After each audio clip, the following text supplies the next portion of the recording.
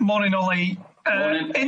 In the programme the other day, you spoke about the need to win silverware. Clearly, this is a fourth semi-final in a row for you. You haven't won one yet. How important is tomorrow's game? Yeah, it's always a good question. How important is it? And then I can answer very.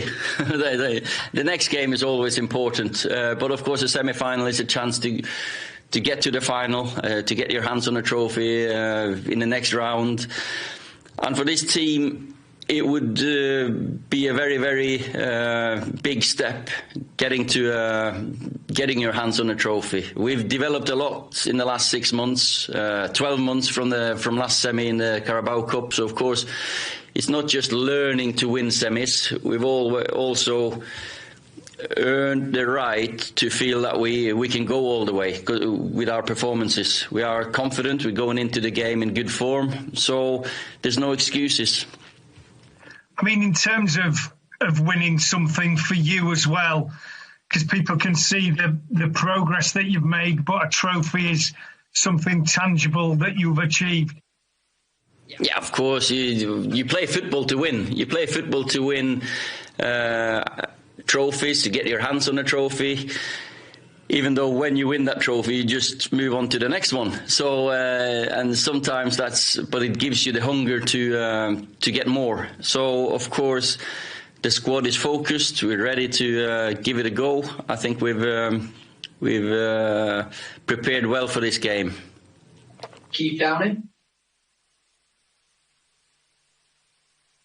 Keith, would you like a question? We'll go Simon Peach next. Hi, Ollie. Has the squad benefited from that bit of downtime? I know it's not been a lot of time off, but you've had a few more days than usual. And how is the squad looking in terms of doubts and absentees?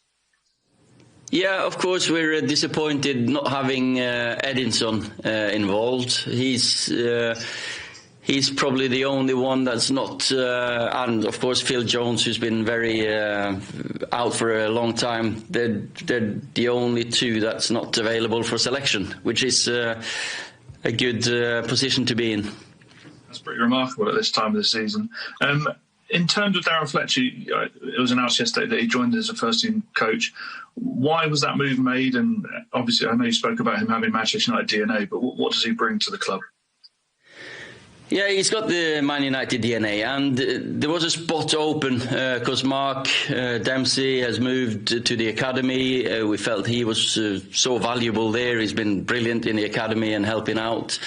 So then when this opening came, Darren has been away from the club a few years, but then he's come back doing coaching with the 16s. And with his experience of being here through both successful and difficult times, we felt it was right now for Darren to come in and give us that input, because I think it's also important that we bring players with or ex-players that have been somewhere else. I've been somewhere else after having worked under Mick Phelan and Sir Alex and Carlos, that we know one way of the coaching, but they've been at different clubs and got different ideas, and Fletch with his ideas and thoughts will improve us in the backroom staff. James Sabundra.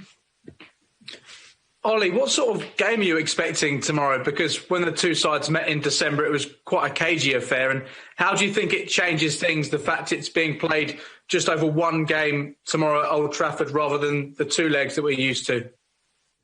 Well, you have two teams that want to get to the final. That's one thing. We've had 4 days now after Villa, so hopefully we've got more fresh legs. It's a difficult season, but I think we'll benefit from the rotations that we've made. I thought that's going to be important this season anyway, with having fresh legs, and you can see that with City against Chelsea, the amount of fresh legs and sharpness, the intensity they played with after the break they had. And it showed. And that was a quality game, physically one of the more intense games that's been in the league this season. And I don't think there's any surprise there, because they had a few days extra to prepare for that one. Two teams that want to go through. I think the last game showed two teams with respect for each other. They've got more, they're not as much possession-based against Chelsea. They're more counter-attacking. They've got quick players on the break, so of course we've got to be aware of that as well as their possession game. Keep down.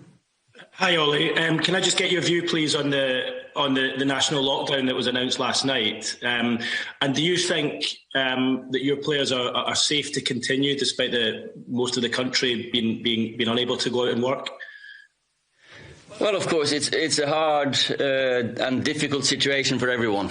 I think last year, since March until now, has been a testing time for everyone. And we are privileged to be able to play football under the protocols that we are working under. Hopefully we can continue. I think mentally, for many, it would be a release to watch games now, especially when we're in full lockdown again. So hopefully we can continue. But we know that we have to work hard to stay within the rules and guidelines, and that we're doing our best to keep the show on the road. Yes, hello Ole. Hi. So last season, obviously, you suffered from 3 defeats in the semi-final, as mentioned. But is that something you have in the back of your head going into this one? And how important is it to turn this table so it doesn't become a mental thing as well?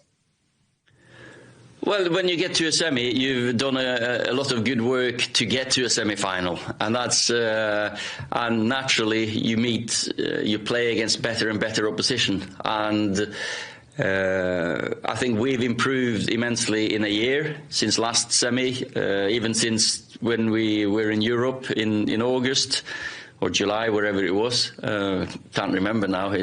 And so for me, it's a step closer to get to the final. We've developed a lot. It's easy to say, have we learned? But it's not about learned. It's about some fine margins in those finals or semi-finals as well. So when you win games of football, you don't think about if it's a semi-final or just a normal game in a league game or a quarter-final. You just think about this game and you want to win it. Last question for Andy Mitten. Morning, Ole. Hi, Andy. It'll be your 7th Manchester derby in 2 years as manager. You've had the edge in results, but aside from the results, have you seen a progression? What type of progression have you seen in the performances in the games against City? Yeah, I've seen, of course, progress, and sometimes the results don't show the whole picture of the game. Some of our counter-attacking goals and in the wins that we've had have been brilliant. You know, away to in the league when we won, we could have scored 4 or 5 in a 10-15 minute period. A few counter-attacks there were just out of this world. But we've had less control of the ball and we've defended fantastically. I think the last game was more or less 50-50 in possession, maybe a more cagey game from both teams, but still I felt that was a progression, having or stayed more in the game. It's been, you never know what kind of system he's gonna come up with, but you know that you've got to defend really well against Man City, no matter what.